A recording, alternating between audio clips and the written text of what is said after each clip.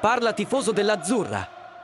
Abbiamo delle notizie importanti sul prossimo avversario del Napoli, che è il nostro amato club. L'allenatore del Lecce Marco Baroni è fiducioso che la partita contro il Napoli sarà una sicura occasione per ritrovare la spietatezza e la tranquillità di cui la squadra ha bisogno. Baroni ha evidenziato che la sua squadra ha bisogno. Lavoriamo sulla mentalità e spesso ci manca la serenità per ritrovare la fiducia necessaria per raggiungere i risultati sperati.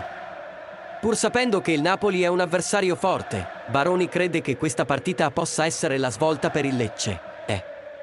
Importante ricordare che il Napoli ha recentemente subito una sconfitta contro il Milan. Ma ciò non significa che la squadra non sia motivata a vincere le prossime partite. Allora, tifosi del Napoli, cosa ne pensate delle dichiarazioni di Baroni? Confida in una vittoria del Napoli contro il Lecce? Lascia i tuoi pensieri nei commenti e non dimenticare di mettere mi piace al video.